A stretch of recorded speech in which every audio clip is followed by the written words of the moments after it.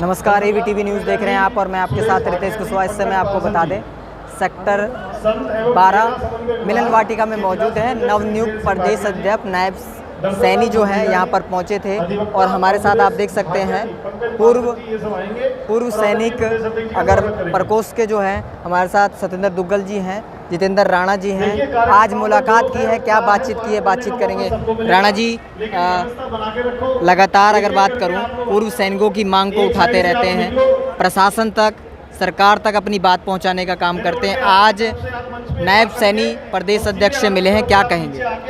नायब सैनी जी बहुत ही अनुभवी सांसद हैं और इनका जो कार्य करने की जो इनकी प्रणाली है, ये डिस्ट्रिक्ट अध्यक्ष रहे हैं, MLA रहे हैं, ग्रास रूट से चल के आए हैं और इनको मनोहर लाल जी और मोदी जी ने और JP नड्डा जी ने जो आशीर्वाद दिया है, ये हरियाणा BJP को एक अच्छे डायरेक्शन में लेके जाएंगे और बहुत तरक्की करेंगे। और ये गरीबों की, वंचितों की, दलितों के लिए, पिछड़ों के लिए बहुत ही गंभीर हैं और हर आदमी को रोज़गार देने की और सारी समस्याओं का हेल्थ इश्यूज हैं, तो अच्छा काम करेंगे। सतेंद्र जी, आज मुलाकात की नायब सैनी से और क्या लगता है, एक नई लहर के साथ काम करने वाले हैं या फिर किस तरीके से? बिल्कुल अवश्य।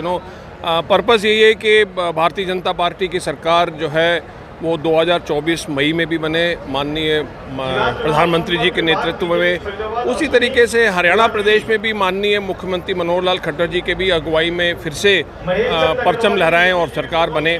यही हमारा जो है कर्तव्य है और इसी ओर हम काम कर रहे हैं। आपने मुलाकात की, क्या कुछ जो है सैनिक प्रकोष्ठ की क्या मांगों की बात रखी है? जी हाँ, देखिए, पूर्व सैनिक प्रकोष्ठ जो है वो समय समय पर प्रशासन के पास और हमारे राजनीतिक नेताओं के पास में आवाज़ अपनी पहुंचाता रहा है। मैं बार बार ये कहता रहा हूं कि पूर्व सैनिकों को 4-5 चीज़ें बहुत अफेक्ट करती हैं। एक तो ECHS जो जिसमें कि हमारा ट्रीटमेंट होता है, दूसरा कैंटीन की फैसिलिटीज़, तीसरा सैनिक बोर्ड और चौथा जो है उनका अपना पारिवारिक जो इश्यूज़ होते हैं उसके लिए हमारा ECHS की तरफ भी ध्यान गया हुआ है। कई हम लोगों ने बातें कर ली हैं और हम दिल्ली भी जाकर मिले हैं और जो राज्य का जो सैनिक बोर्ड है वहाँ भी जाके मिले हैं। इसी तरीके से कैंटीन में भी कुछ बातें जोरदार तरीके से रखी हैं और हम पूरी कोशिश करेंगे कि कैंटीन जो है वो सुदृढ़ की जाए और जिस तरीके से कामकाज हो रहा है उसको बेहतर बनाया जाए। सिमिलरली सोल्जर बोर्ड में भी हम बदलाव लेके आए हैं, कुछ ना कुछ हमने चेंजेस लाए हैं हम वहाँ पर भी।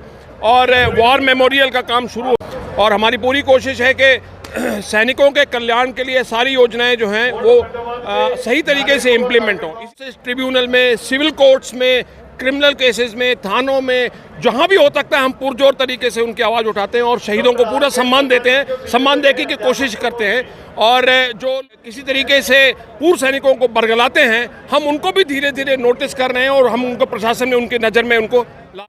सबसे बड़ी बात जो है, पूर्व सैनिक शहीद होने के बाद और जो सैनिक शहीद हो जाते हैं उनकी पत्नियों के वह हक नहीं मिल पाता, उसको किस तरीके से लड़ाई लड़ने वाले? आपने न जाने क्यों एक बहुत ही दुखती रग पर हाथ रख दिया है कि जब पूर्व सैनिक शहीद होकर आता है, उसकी बॉडी आती है, तो किस तरीके से उसका परिवार रोता बिलख, हर तरीके की बातें कही जाती हैं कि हम वार विडो को, वीरांगनाओं को सम्मान देंगे।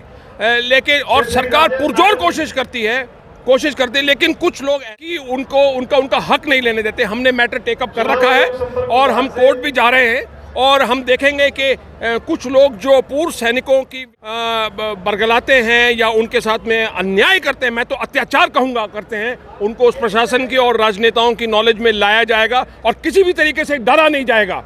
शहीद ने अपनी जान दे दी है और आपने वार विडो को उसका सम्मान नहीं दिया उसका, और आप उल्टी सीधी बातें करते हैं, इधर उधर बातें करते हैं आप उसकी। अच्छा मुद्दा उठाया है, ना जाने क्यों आपके मन में भी ये बात आई होगी तो आपने ये उठाया है।